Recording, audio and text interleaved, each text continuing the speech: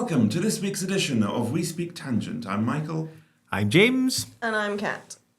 And this week I will be in the hot seat as we are letting you get to know the hosts before we kick into the podcast proper. Yes, indeed. So thank you very much indeed for joining us, Kat. First of all, can we ask you to describe your journey to recognising your neurodivergence? So I was late diagnosed. I found an email back in the days of meme emails, which was a list of things that a partner was doing for their autistic partner. And I read it and I thought, do you know what, all that would be really helpful for me. And then I shared it with my partner, and then we both really identified with it.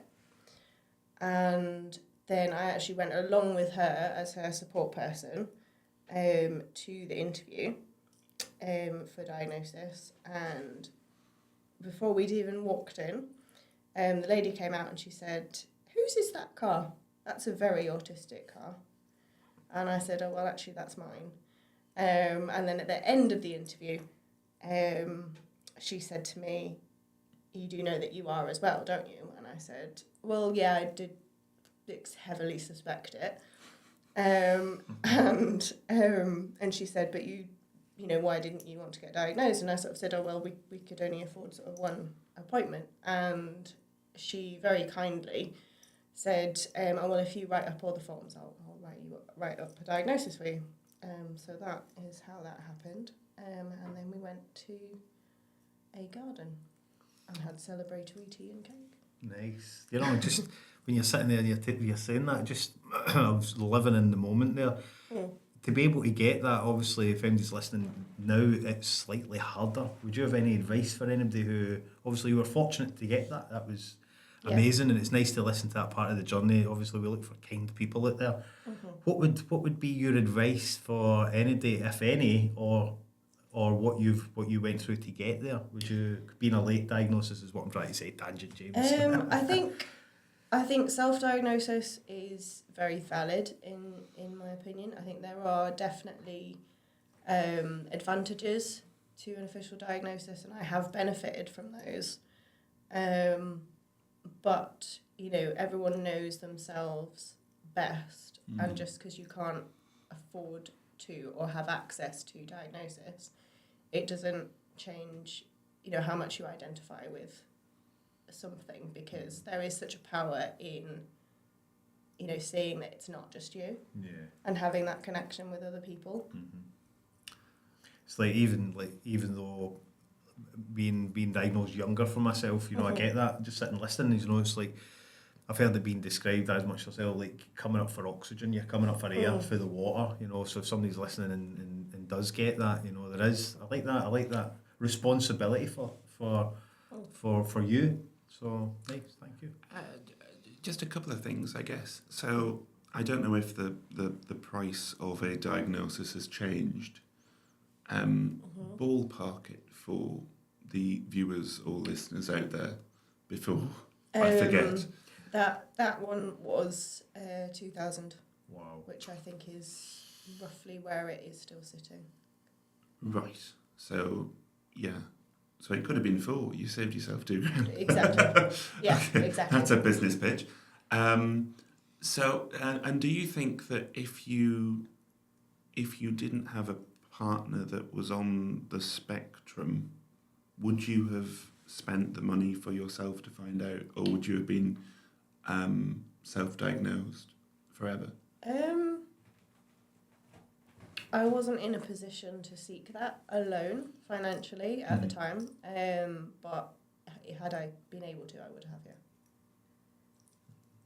Okay, so and the other question that's off in my sort of tangent mind is, how on earth is a 2.5 ton heap of metal? How does that turn into a quote, direct quote, autistic car? Will there be a picture in the show notes? There can be a picture in the show notes. Good. Although it's not the same car, but it does have the same teddies in it. So I have a set of, they're called the car teddies. and various other crystals and dream catchers, and there's a like one of those scarf hats that's also kind of cuddly. That's a wolf. His name is Night Eyes. He sits in the passenger seat. Yeah. There's also an IKEA big worm in the back. Nice. Yeah. So I hope this isn't too personal, No, but it's you know, I'm really interested in hearing how it made you feel having. Forget about being a late diagnosis. I mean, having a diagnosis. How did that make you feel? Doesn't matter what age. It's just if you can try and explain that. It's like realising that everything I had been told was wrong about who I was as a human made sense. Because, like, I was always the quote-unquote weird kid who would try and engage with people by telling them about the exciting rare wildflower that I'd found and what its Latin name was, and things like that. And I didn't talk a lot when I was little. I used to pretend to be a horse a lot of the time. And it just kind of, the way that I, experienced the world just made sense. And it was like, oh, actually, it's not that there's something wrong with me. It's that this is a part of my personality. And there are other people who also feel the same way. Yeah. And did you have to change anything? Was there anything you had to put into different practice with hearing that? Was there a slight button of change? Is what I'm trying to think. Was there something you had to put in? Was there what was the ongoing thing after that? I would have thought the carrot diet would be terrible if you identify as a horse, but that's just me. It's only one of my personalities. So. Okay. So it just to reframe that question. So was there a point at which, I think James hit it fairly on the head there. Was there a button between, and I mean this genuinely, literally, and in a caring way, like, was there a point at which it was, I'm okay with being a horse, but was there a point at which you felt... so going back to that, I assume that's where James's question was going. Just that, is that plus the fact, how did you feel with a diagnosis? Because it changes the perception. So it does. Okay, so to do it chronologically, because that's how my brain makes sense. So as a teenager, there was a point where I was, training my string of imaginary event horses in the garden, by running around. And so my coach at the time was just like, oh, stop doing that, you can't do that anymore, you're too old for that. And that was when I started masking more heavily, I would say. In terms of diagnosis, yes and no to the button, because yes, in terms of feeling validated and feeling seen, but also I spent, there was a long time before I was okay with being public about it, because there's that fear of, will people employ you, will people take you seriously, will people see me differently? So that was something that I did have to get my head around. I think there's a conversation piece there, because I think that is more about who. It is about teachers, it is about coaches. If somebody is running around with training imaginary horses, they're in far less danger than somebody who is running around saying things that may affect. Like, it seems to be the almost least offensive, and I'm not saying neurodivergence is offensive, I'm just saying it's the least offensive possible scenario. Like, if somebody is running around a garden training a horse that isn't there, that's not, oh my God, help them. That's let them go and get on. So, why not? Because that I mean, we'll go on about it as these podcasts go on. If you show interest in a skill or you want to do something, neurodivergence or not, that's the universe. Yeah, it should be celebrated. Yes. I completely agree. I completely agree. And I think time is moving on, but that's not what I was around as a child. No. tough, really Yeah. sad. I mean, yeah. So you were running around training imaginary horses, which leads us into the next question, which is what stigma or other barriers have you encountered relating to your neurodivergence? Well, yeah. I mean, if we're going back to there, so.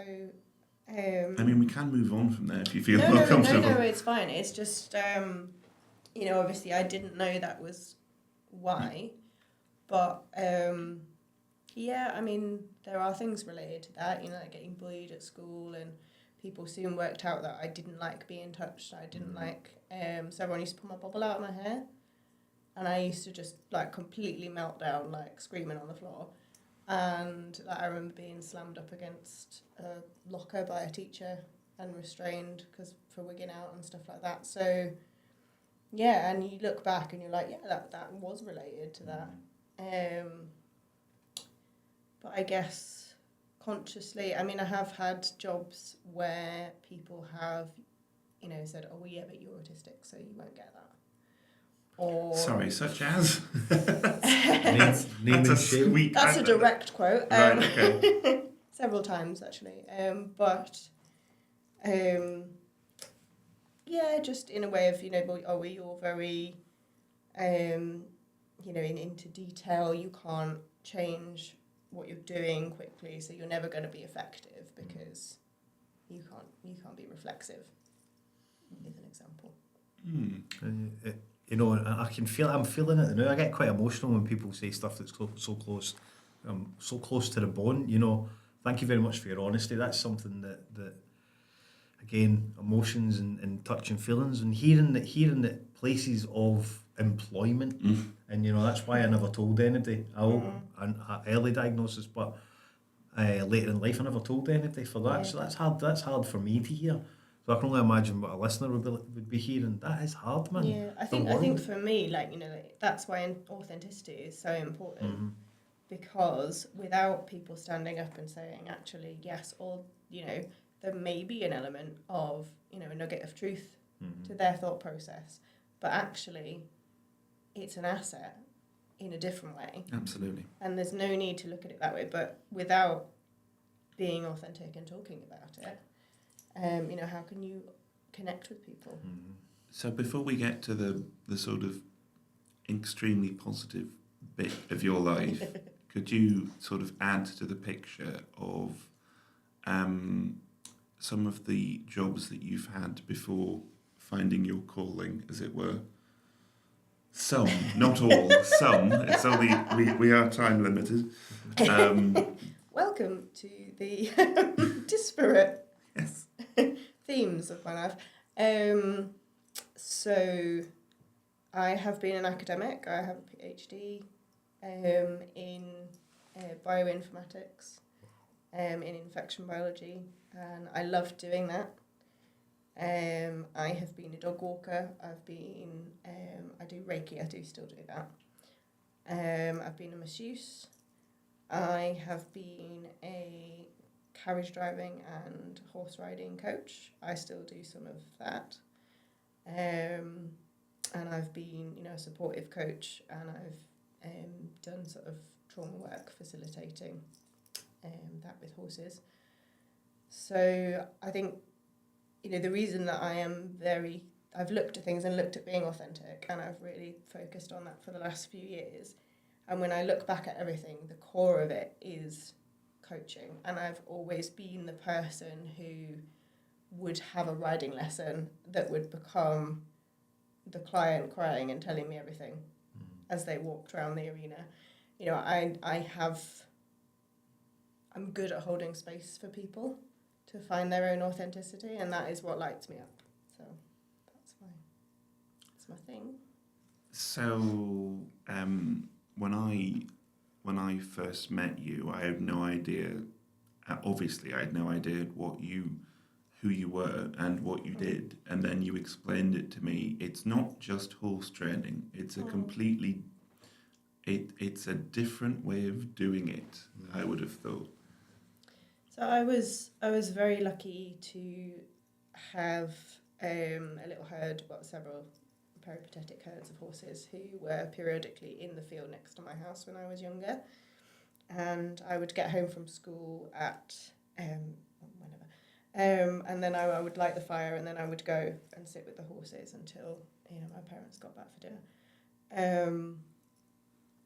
And I always say I learned to be a human from them, because particularly a mare called Donna and her foal Pixie, who I would play with Pixie, he would chase me, and then he would lie down, because foals do that, they're like puppies. They run around and then they get tired, and I would lie down with them, and then Donna would lie down with us, and she was very caring,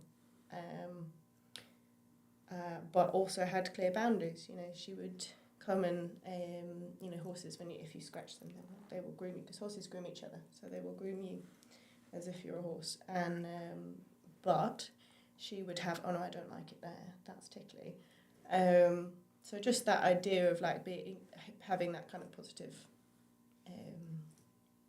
touch with each other, but with having very clear boundaries. I've forgotten the question, but can you explain the different way of? So I'll lead you towards. I was working to that. Tangenting well. It's the gimmick. We need at least one per episode, or we'd have to call it something else. So I spent a lot of time with them, and I identified a lot with them, and I understand the language that horses speak, because horses always mean exactly what they say, and they also don't hide what they're feeling. Unless they've learned that it's very dangerous to do that. And I identify a lot with that too, because that's masking. So I like to find out what a horse needs and help their human to build that relationship with them in the way that they both need from each other. Because it's like any other relationship. It's about that pair. I can train a horse, but the way I interact with them will be different to how their owner interacts with them. Which is not to say that both of those things don't happen as part of their journey. But again, like the rest of my coaching, it's about finding people's authenticity, finding the horse's authenticity and their human's authenticity, and bringing that together and building a relationship between the two of them. Brilliant. Sounds like we could learn a lot from horses, isn't it? It's like absolutely humans could learn a lot, just even for that. Equine assisted coaching is a fantastic thing. It sounds like there is such a thing as a neurodivergent horse. Or at least the norm for horses is neurodivergence, one of the two. Yeah, so horses are very, very relational, but they have strong personal space. So I also spent time, and when I lived in Canterbury for a while, with a herd of feral conic ponies. And they are closer to wild behaviour. And they never make a sound. All of it is body language. And you could have set your clock by them. They would sleep for about half an hour, then they'd eat for half an hour, then they would sleep for half an hour, and that was all under the control of the lead mare. But horses respect each other's personal space, and they will speak, not out loud, but they will communicate a lot before they will touch each other. And they used to sleep under a bridge, so there was a fence and then there was the bridge. And it was actually about that wide, so just about 2 ponies wide. And so Windy, the lead mare, she would go in first and she would come out first. And she would run past everyone, because she'd just be like, right, it's time. She'd run past everyone, but she would be maybe that far away. She would never touch them. There's always that respect with them. And I think that kind of communal relating, where you're constantly aware of what's happening with everyone else, but you're not infringing upon it, and you're not trying to project something that is not what's going on inside. I think that is a link that I see with the way horses are, I think I'm a feral pony. Yes. Go first, please. Yeah, absolutely. As long as you don't kick me, I can respond to your every whim, apparently. That's brilliant. So that seems to be a good point to end part 1. So join us in part 2, where we'll talk about other things, including what Kat's role is within the Neurodivergent Entrepreneurs Network. So join us after the break.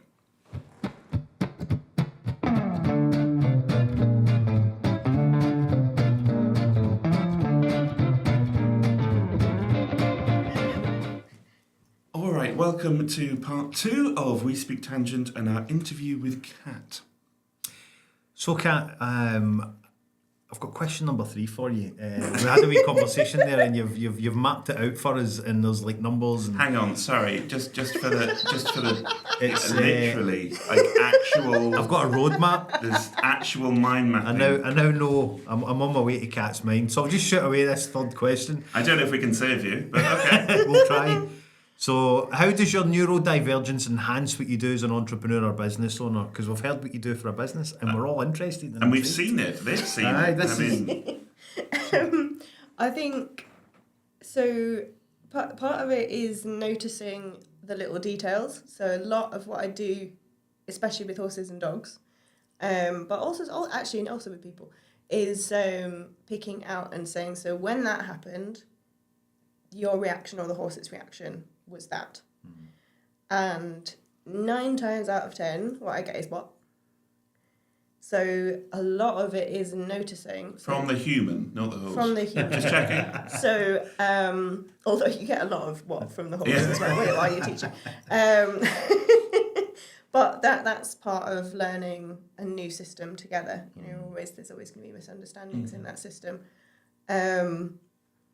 But so I really value self-awareness in myself, and I think I help other people to find self-awareness because I notice those little details and I can pick up on them, and I often will look at a situation in a slightly different way from the way that that person is looking at it, and that will help them to connect things that they hadn't connected before. So, when you're out with the horses and you're out with people, is that like we were talking there about stimming? Is that like a massive stim for you, or is it like, how does it make you feel? That's what I'm interested in. It's like being with horses makes me feel real.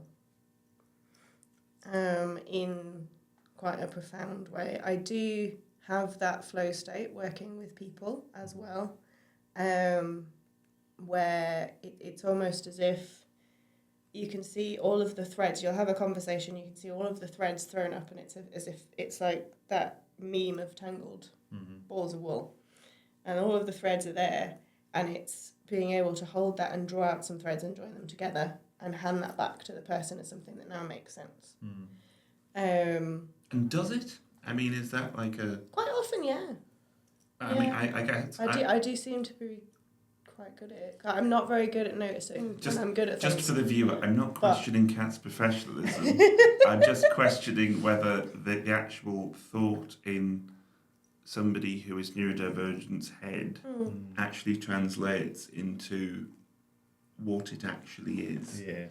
And I think that could be the biggest disconnect or connect in what we do. I do generally end up meshing best with other neurodivergent people, which will be part of why, I meet them and we want to work with each other in the first place. But it does mean that that's then okay. Like, I have a lot of people where we'll be working and they'll be like, oh, what, sorry? I zoned out. And it's fine. And I will do the same. I will go off on a big tangent and they'll be like, and how does that relate? And I'll be like, oh, yeah, I haven't finished the thought yet. But I like working with other neurodivergent people because that stops being something that is a problem. Because I think quite often in other circles it is seen as a problem. And allowing that to kind of flow is what allows people to, really find their gifting, I suppose, their unique brilliance. So I've got another question. I've always got another question, but that's good. It's a podcast. I'm invested in this. I'm like, I'm interested because I've only just found that I like horses. I only found last year that I liked horses. I was terrified. Thanks. I was terrified.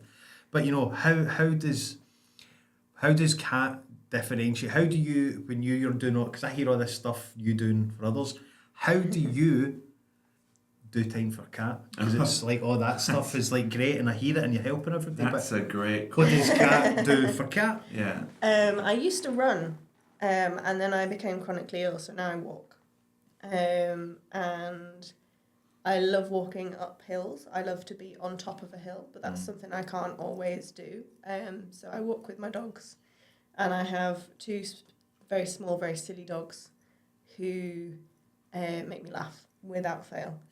But I also do go and I spend time with horses, just me and them.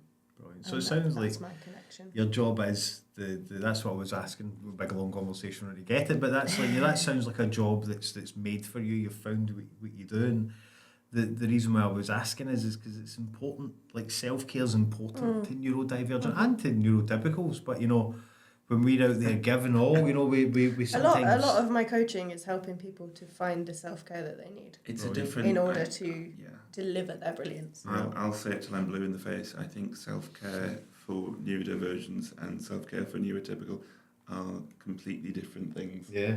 I think that self-care for neurodivergent people is actually authentic self-care, whereas self-care for those that aren't... neurotypical people need authentic self-care too. They're just like Wired different. society does not give us space for authentic self-care. But I think more and more of us are realising that we cannot function without being authentic. But also if you're authentic, that removes the masking. Like masking is exhausting. You know, holding two versions of yourself within your psyche is exhausting. And being authentic automatically gives more energy. Yeah, it's a release, isn't it? It's that release. It's where does it go? You've got... Exactly. Everybody's got their own version, but it is important. I'm hearing it all too many times that people are only taking self-care. So again, personal, but a tangent. I just thought I'd ask you because I think also often it is that, you know, a lot, especially with the history of a lot of neurodivergent people, the idea of giving time to yourself and valuing yourself over others is a challenge, and that is that's something that everyone has to overcome in their own mind. I just think, like, when I ask these questions, it does sound very selfish as a neurodivergent, but being in here with neurodivergent people is that, you know... I think self-organisation is... the thing in my mind that I was trying to... zoning out there was, like, you know, if you keep walking in the footsteps of somebody who you get guidance from, and then the person who's behind you, whether it be a horse, whether it be a person who's there for the horses, if they walk in the footsteps of you, they'll get what you've got. It's like transferable. And I think the magic is that what is right for everyone will be slightly different. Exactly. And you know, I'm a great fan of that. You know, the quote, when the student is ready, the teacher will appear. And I think that happens simultaneously. So if you are someone's teacher, they are also your teacher.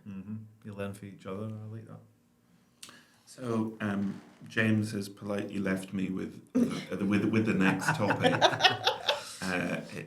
James has asked the sort of very nice sort of... Are you just going to read the bullet points? How are you? Well, I'm looking at a mind map here, so I'm hoping I'm reading the right one. But I'll try and frame this. This is why there is a trigger warning at the beginning of this particular, and probably I think going forward almost every episode. Whenever I speak. Yeah. No, but I mean just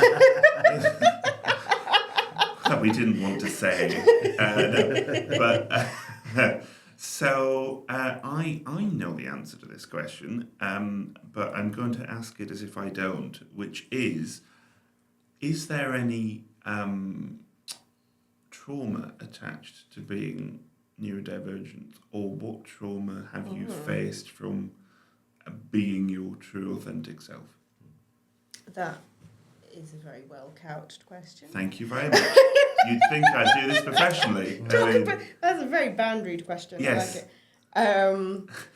So I think related specifically to neurodivergence. Or not, by the way. I'm just hoping that it's remotely near a theme. So the bullying, definitely. I went to a very, very small school in the time before teachers hung around in the playground. How long ago was this? I've only ever in known the two just 90s. right. Okay, so before I existed. Okay, got it. Yeah. Okay, right. In the olden Other days. history is available. Okay. So, it was very small school, and some of the older children, I presume, noticed that I was different, and because of the nature of the school, so I would be chased and I would be taunted and I would be cornered, and the whole school would join in. It would become a game to sort of throw beanbags at me and stuff, and that was really hard. And it meant that I hated life, and those little pony moments were mostly the good bits.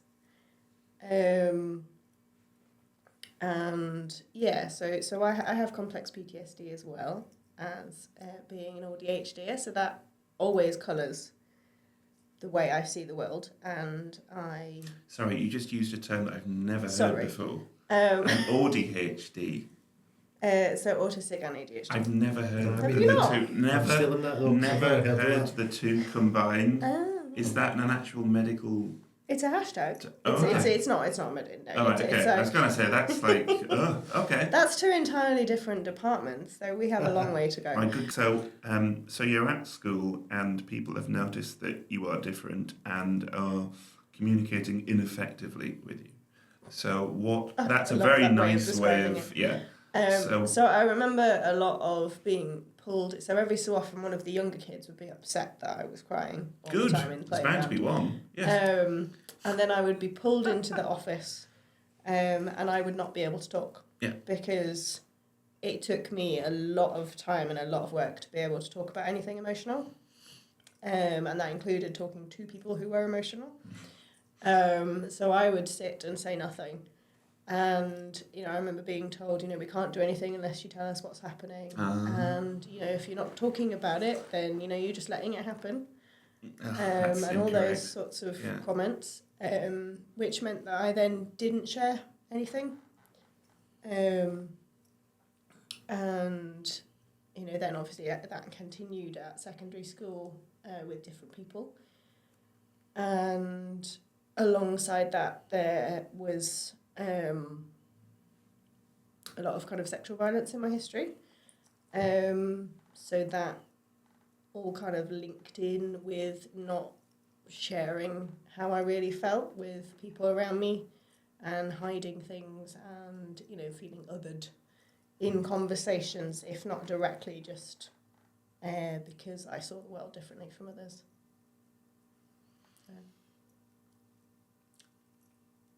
That's an ongoing thought process, I would have thought.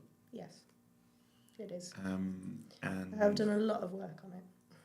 And it's that's why sexual violence, domestic violence, are areas of interest, and trauma is one of my areas of interest, and I've done a lot of reading, and work around it. You also meditate as well. I am a meditation teacher. That's one of my other hats. I forgot to mention that earlier. I only say that because Kat is actually teaching me to meditate. So this could go one of two ways. We'll check back in later. Yeah. if I really zone out, I'll just call it meditation. But in all seriousness, that has helped you, I'm guessing, with Absolutely. What has happened. Yeah, so I learned to meditate when I was about 8 or 9 because my father was a joinus and he did a lot of work at a place called Samyeling, which is a Buddhist monastery. It was the first Tibetan Buddhist monastery in Europe. And I used to be there in the summer when we were off school, and that was one of the kind of islands of just being able to be myself for me. And I would go and help to change the butter lamps and then sit and meditate with all the monks and stuff. And I've carried that on, and it's always been, because I've done a lot of work on it, if I go into like a specific breathing sequence, that will automatically trigger that feeling state of calm and relaxation. it's just being mindful. I remember Akong Rinpoche, who started Samiling, he always used to say, the beginner's mind is like a waterfall, and mindfulness is about being aware of what is there. It's not about emptying your mind, and that's one of the myths that I am constantly frustrated by, because it is so damaging to people who will say, oh, well, I can't meditate because I can't stop thinking. And it's like... it's also something I've said to you. Yeah, So it's like, well, that's what your mind is supposed to do. I've walked into that wall many times. Yeah. And people feel like there's something wrong with them, and there isn't. But it's about being aware of what's happening in your mind and creating space so that you can be aware of your thoughts without being washed away by them. Are we going to, at this point, wheel out the cat mantra? Which is, because I've heard it almost every day for the past 5 or 6 months, that there's a difference between mindfulness and... Yes, difference between mindfulness. So you meditate on something, and you are mindful of everything. Or one thing, you can be mindful of, a picture of a candle, and you can focus on that, or you can focus on your breath and have that one singular focus. But generally mindfulness is where you're aware of what you're doing and what's happening around you. And meditation would be, you would get a passage or a quote or something that means something to you, and you meditate on that, and then see what that percolates as you contemplate it. And this all relates to a future question, so hold that thought. Something which we haven't really spoke about, pacing. Okay, so I have been forced to consider pacing very seriously because of being chronically ill physically, and that is something that I have to do. I have to always think, if I go and do that, then how many days recovery will I need? Or I'll need to timetable in 2 days so I have energy to do that thing that I want to do. But then also I was just talking yesterday actually about the idea of cognitive pacing, and how something that like this, that is massively uplifting, can then be cognitively tiring. And having that awareness, because I'm very committed to always, when I'm working with somebody or somebody and their horse, being fully present and mindful in that activity and having the best of my brilliance available to them. And that means cognitive pacing and thinking about when I can show up completely for people. Sounds like you've got a massive a massive itinerary. So as somebody who's like just thinking about that, can you explain about the pacing? Is it? I'm just thinking like you've got lots of stuff in your itinerary. I'm interested in is it physically walking? Are you? Yeah. So it's I'm diagnosed with fibromyalgia. Right. So it's a dynamic disability. So the pain is ever present, but I am medicated for that.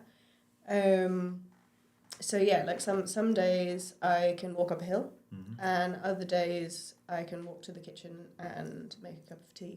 Right. And I have to think about whether I can carry it back without dropping it.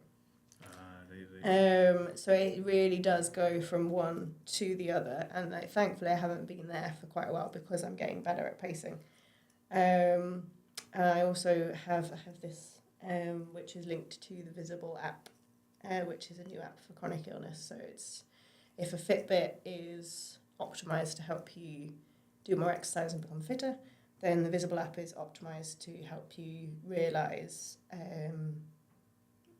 where you need to put your pacing. So you set a number of pace points, and you if you can do the same the next day, then that's a good number of pace points for that day, and then so that app helps you to track that. Brilliant. And when you said there about the visual, That was the first thing when I came and I vocally ticked you. I was like, what's that? Yeah, you did. Literally, I was like, what's that? But being in here with neurodivergent people, there was like a form of acceptance. That really made me feel at ease. So I thought I'd just drop that in here. It's a good metaphor, though, because I think the mind, unless you have something happening later in life, or indeed now, that affects your mind, the mind will always be as sharp as possible. But there is that thing of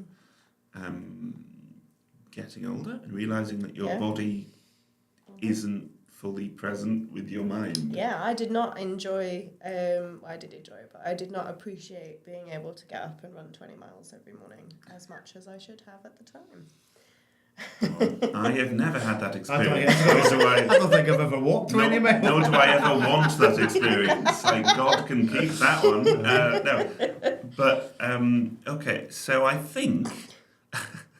Just well done, as somebody that well done for the 20 miles. Like, you must be so proud.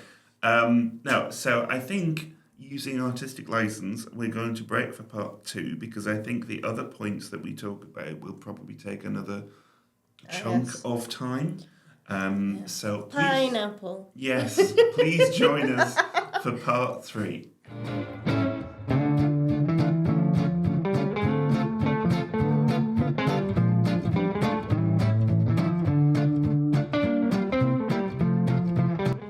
Welcome back to We Speak Tangent. We are interviewing Kat, who is one of the hosts of this podcast, and please tell us about the peer-to-peer mentoring for the N.E.N. Okay, so I am also the resident coach at the Neurodivergent Entrepreneurs Network. So hopefully by the time you hear this, it will be happening. And if not, it will be coming very soon. So peer coaching for neurodivergent entrepreneurs, which will be a facilitated, probably Zoom space, where people can come and share their experiences and anything that they're having trouble with, or needing some support with. It doesn't have to be directly related to the work that you're doing, as long as it's something that is. It might be, like we were talking about the stigma and things like that, it might be something that's getting in the way, or something a process that you don't understand yet that somebody might have been through already. So we can all support each other and learn from each other in that way. There will also be a virtual office space where people can check in and body double with each other, just doing some work in, again, probably a Zoom space. And then in the new year, there will be some focus group workshops where we would really love to connect with people and work on how the work on how the neurodivergent brain works and how that might help or hinder you working in certain systems. So that goes into my question, circling back. How does that differ from neurotypical business? What makes it neurodivergent? I know the answer to this. I'm just asking it. So I don't.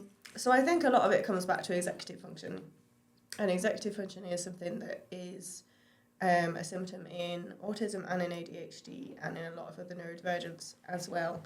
And that brings in challenges like timekeeping, for example, which I know quite a few businesses where they will allow an hour between appointments because they need that time to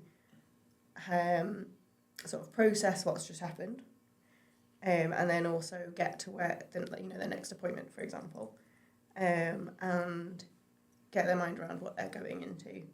And again, it comes back to what I was saying about, being fully present and in the interaction that you're having. And that can just be a way to manage it. So people from the outside might never see that there are those coping strategies there, but those coping strategies are needed. One that I have is I have 3 calendars. Wow. So I have one calendar, which is an actual calendar.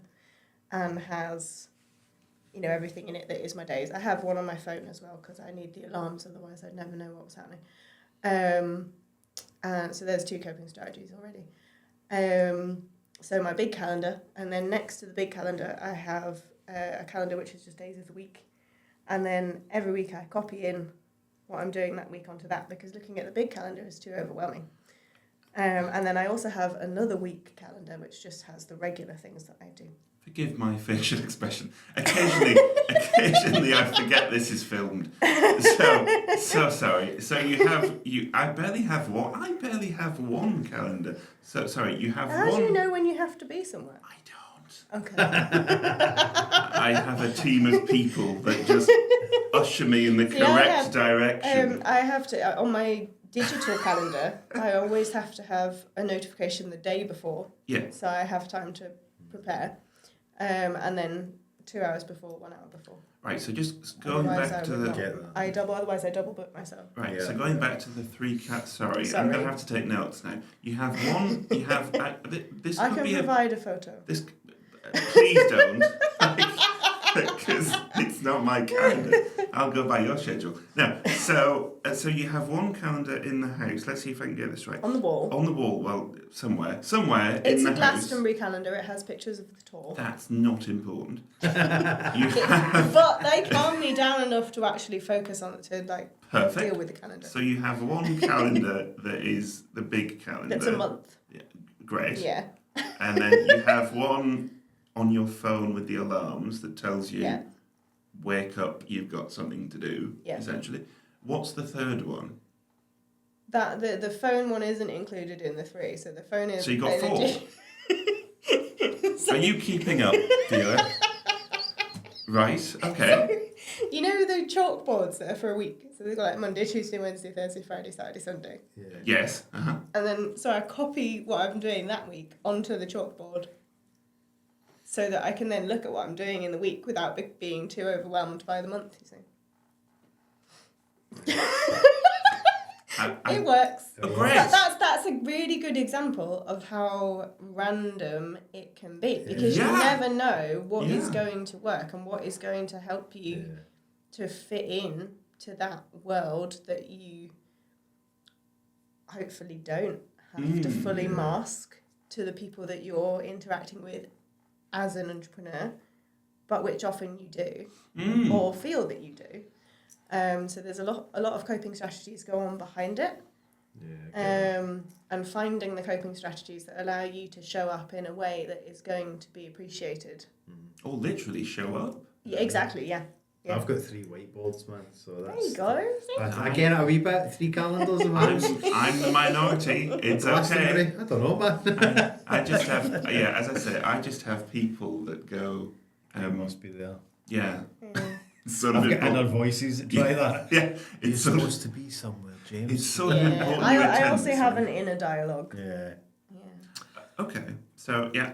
So I just need some time to get away from that So- calendar. Just forgive me for internally processing. brings us on to our next question. So this one's important. I asked to say this one because I'm really interested in what you're doing. So what do you really value about being neurodivergent? Other than calendars. So I came from a lot of, with the history, a lot of feeling that there was something wrong with me, that I had nothing to give, that I was in the way. So I've done a lot of work on seeing that there are things that I'm gifted in and things that I am good at, and one of those is helping people. And I think I really value that, being able to link how people are feeling with what they want to do and how those things maybe don't always help each other. And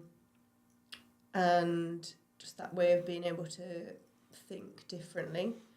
And I just really value the way that I think, and that's something that I wouldn't have been able to say, maybe even 2 or 3 years ago. I mean, that's the first time I've heard you say that. So that's a moment. Okay, good. So yeah, I said it to somebody yesterday, actually. So a lot of authenticity, I think I've distilled it down to what it means to me, and it's about holding my brokenness and my brilliance together and appreciating that the brilliance wouldn't be there without the brokenness in the specific way that it is. It's like when I've been asked many times, would you change what happened? And it's like, no, because I would not be who I am. So yeah, I think I value the way that I think and the way that has helped and does help other people. And I think also a lot of people value the way that you think. Yeah, leading for the front, man. Yeah. Yeah. No, I mean genuinely, me included. It's so. No, I'm hearing that a lot more, and I'm actually hearing it because, people have said that throughout my life, and there's often that internal voice that is like, oh yeah, but if you really knew. But now I can take it and I can hold it and say, actually, yeah, I do see how the way I think is benefiting you. It's interesting though that you still think you're broken in some way.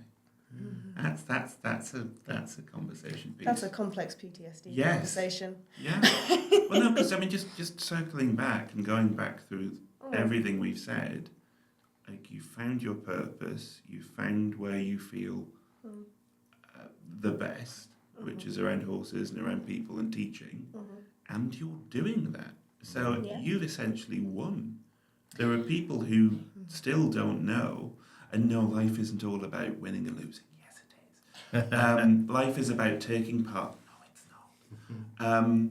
But, I mean, you've literally found what it is that you can do, and you're doing that. And there are people that haven't found what they're good at yet or where they feel best at yet.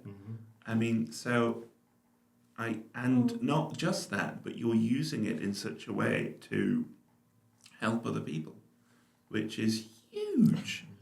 And because it's a business network, you are getting paid to do that. So you're eating, which is amazing. Yeah. One of Kat's sort of things is that's all. What you do is amazing, but how do you eat? I know, she said that. So it's like, yeah. So I think that needs to be said.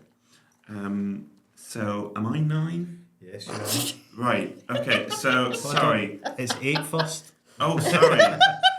So I did the dyscalculic person tried to give you numbers.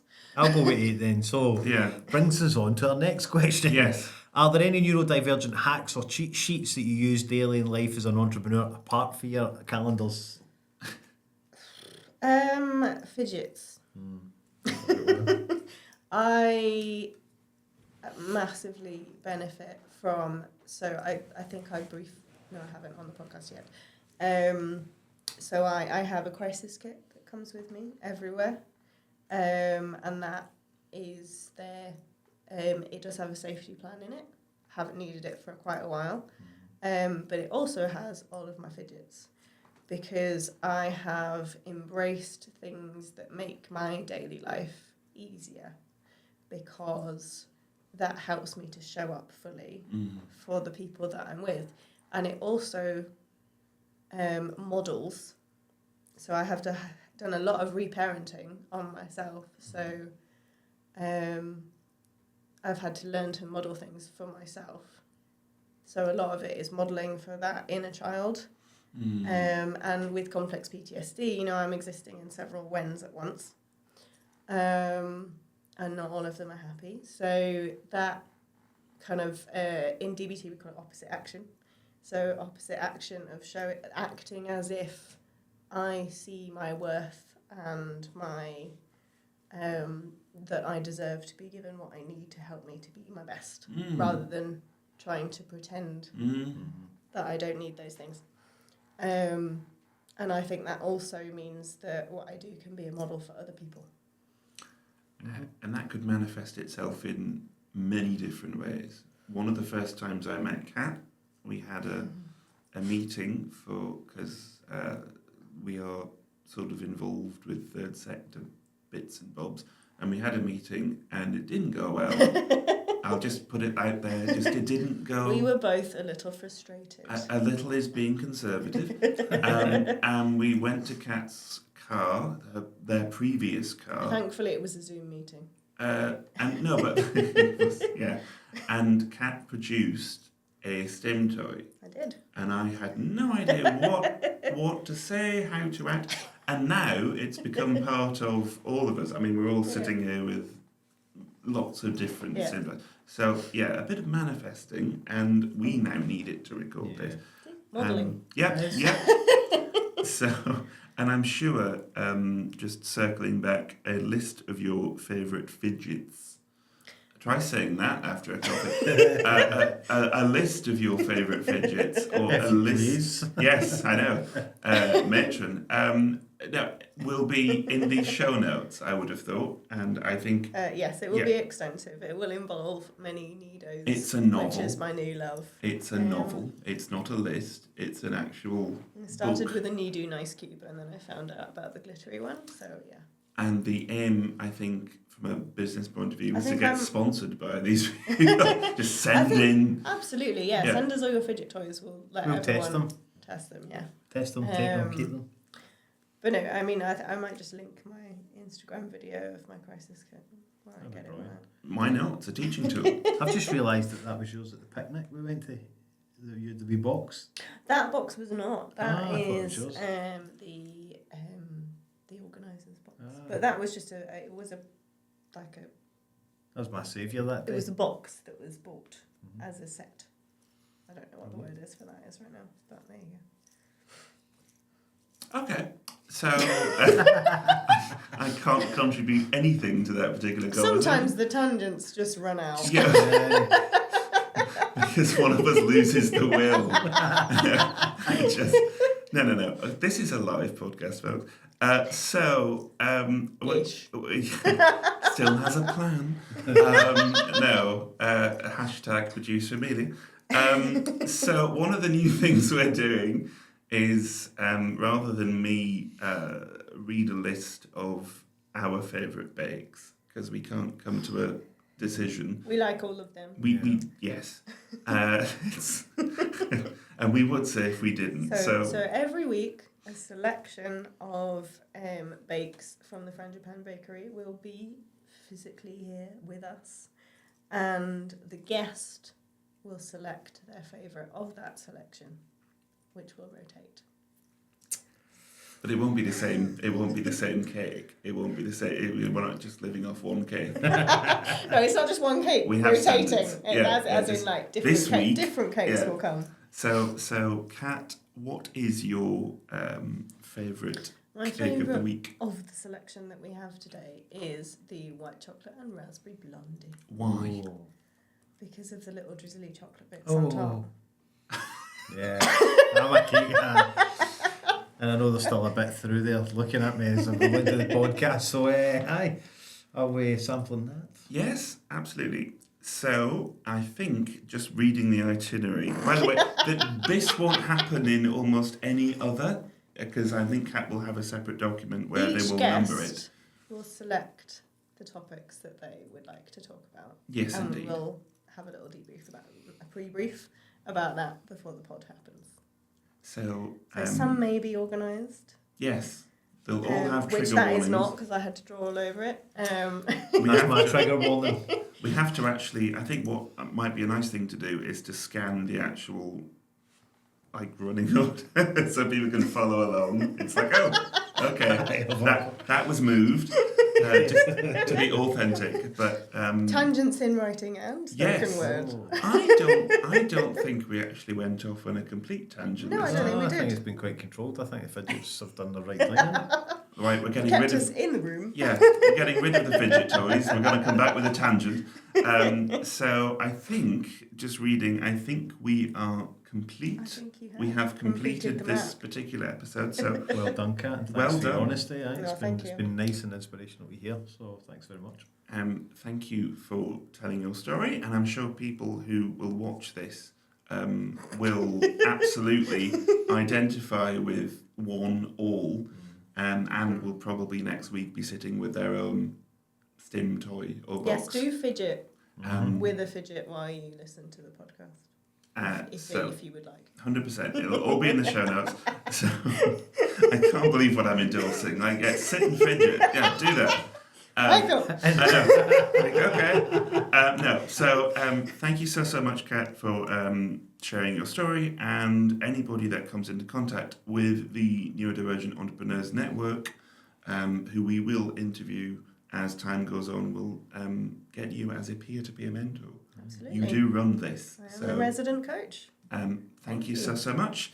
And yes, another sort of thank you to the Frangipan Bakery for the cakes of the week that Kat all of has. the tangents. Yes, all of the tangents. And thank you to South of Scotland Enterprise for supporting and It's doing. Wonderful building. Yes, this glass goldfish box, which is amazing. And yeah, I think from all of us. So should we do the link Yes, again? let's do. Like you write it once and then you say it forever. So from Michael. Hang on. Shall we do the link? Yes. Right. Okay. Are you ready? Are you ready? I'm always now? ready. Get on with it. Right. Okay. Right. Okay. So I think it's time for us. For us to sort of say goodbye, and we'll see you next time. So from Michael. Goodbye for James. And goodbye from Kat. Thank you so much for watching. We'll see you next time. Bye. Bye-bye. And listening. We love you too.